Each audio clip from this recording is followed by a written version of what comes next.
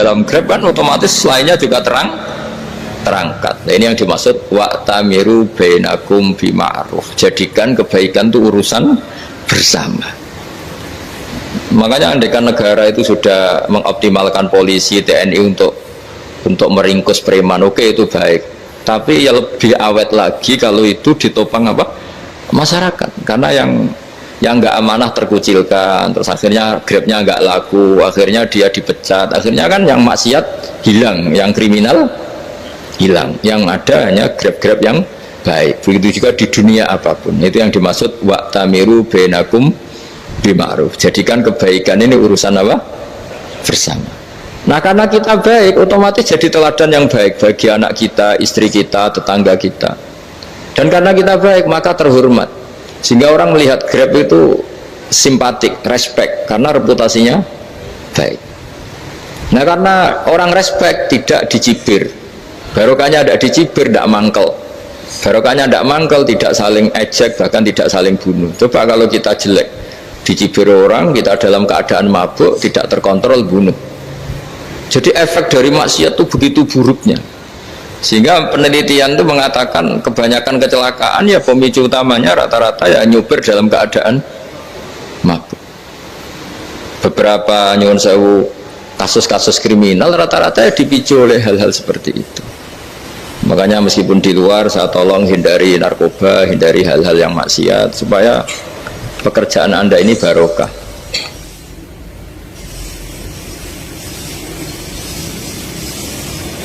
Kemudian yang terakhir saya beri ijazah tentang Al-Fatihah ya, karena ini surat yang populer. Kalau saya ijazahi Quran 30 juz pasti sampean nggak hafal. Atau ijazah surat Baqarah, kalau mau Baqarah mau. Ijazahi surat Baqarah mau 2 juz setengah. Mau Mas Asep? Ya Fatihah aja yang gampang ya. Nah, ya kulhu Fatihah ini paket ringan ini. Tapi pahalanya apa? Besar. Ini beda ya, artinya selama ini mungkin Anda baca tapi monoton ya. Tapi ini saya bacakan teks aslinya tentang istilahnya itu mazaya itu kelebihannya Fatihah. Saya baca Arabnya dulu, nanti ini terakhir ya, ijazah tadi kan saran-saran umum tentang sosial ya, pokoknya jadikan kebaikan itu punya nilai sosial yang baik lah. Jadi nanti orang yang nggak amanah nggak laku ya, calon bupati, gubernur, presiden yang nggak amanah juga nggak laku. Begitu juga kiai yang tidak amanah juga nggak laku, suami yang nggak amanah juga nggak laku, istri yang nggak amanah juga. Sehingga kebaikan ini jadi nilai sosial yang dalam tanda kutip sudah keniscayaan. Yang diinginkan Allah itu seperti itu, bukan kebaikan yang dipaksakan karena kekuatan negara.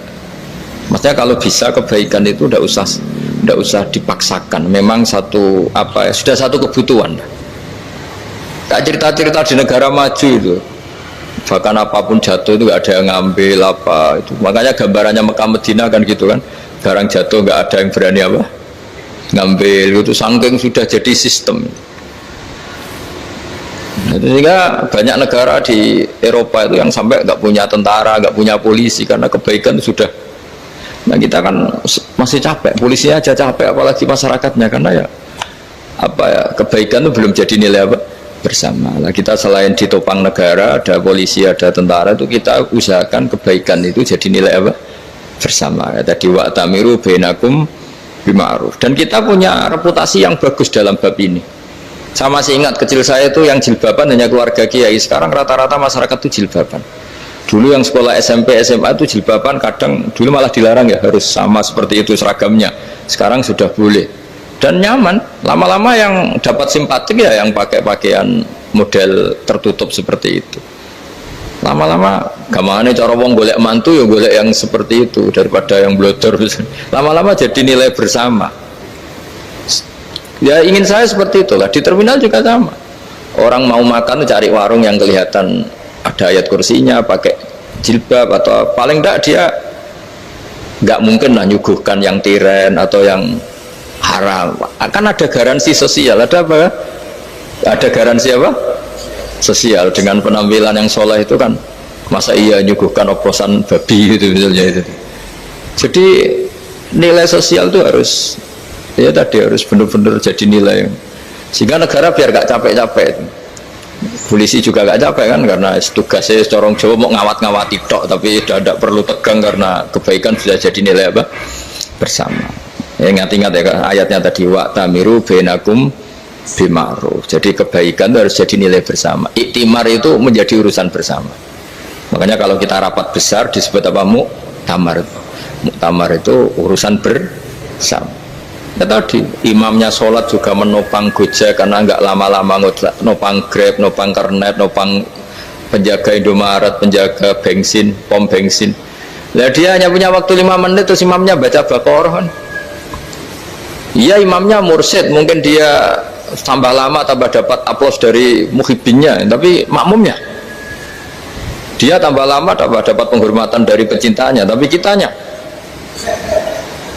wah khusyuk wali kan, dia dapat status naik lah. Kita yang sudah tidak ikut jadi wali diganggu apa pekerjaannya. Kalau ada imam seperti itu sampai mufarokoh saja, niat ya Allah sampai sini saja saya makmum orang itu, silakan orang itu punya urusan sendiri dengan jenengan, ya sudah atau salib saja apa ya itu boleh. Kalau dalam fikih namanya apa mufarokoh. Mufarokoh itu niat, tapi kamu jangan langsung selonong mufarokoh, niat dulu pamit sama Allah bahwa sekarang mau mufarokoh. Ya, tapi ya jadi sholat yang aneh kan, imamnya masih rukuk, kamu terus sujud, terus apa-apa selesai ya. Mungkin dalam pandangan itu orang lain ini maksudnya makmum gimana ini kok begini. Tapi sudahlah Allah Maha tahu. Nah, insya Allah dimaklumi. Ya saya baca tentang Fatihah ya, karena sampean pasti sering baca Fatihah. Supaya apa sekaligus jadi jimat lah gitu. Jadi kalau kamu sering di jalan-jalan yang mungkin sepi atau mungkin kan tidak semua teman Grab itu nasibnya bagus yang di Semarang Jogja, mungkin yang di Kalimantan di Papua kan ada yang 10 kilo gak ketemu rumah ya kan, yang lihat di TV-TV itu kan kasihan kan, sudah 10 kilo gak ketemu rumah, penumpangnya kuwekar preman tuh kan, ini makan orang enggak kan udah kan ujiannya dua.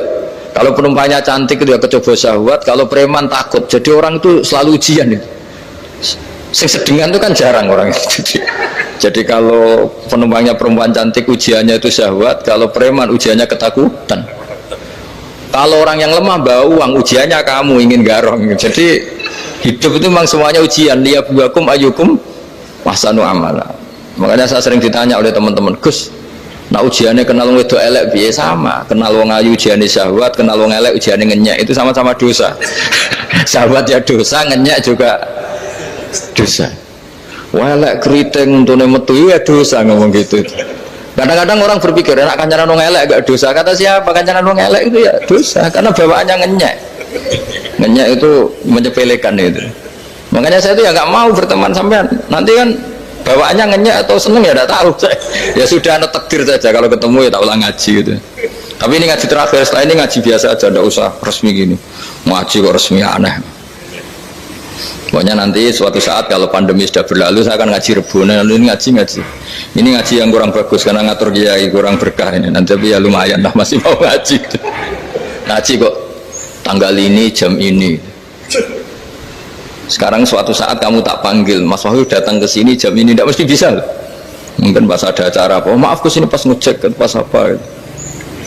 Jadi ya sudah tapi tak maafkan enggak apa-apa. Takdir ya. Tak bacakan supaya sampean tahu keramatnya bismillah. Nah sebelum saya bacakan bismillah Fatihah, tak beritahu tentang ilmu tafsirnya karena ini penting sekali. Fatihah itu dawuhnya Allah, tentu itu dawuhnya Allah. Saya ulang lagi, itu kalam Allah. Tapi yang sudah diberikan kesampaian ke kita semua, sehingga seakan-akan itu menjadi dawuhnya kita ke Allah. Jangan salah loh ya, Fatihah itu dawuh Allah, tapi sudah diberikan ke kita. Sehingga posisi kita itu yang punya itu.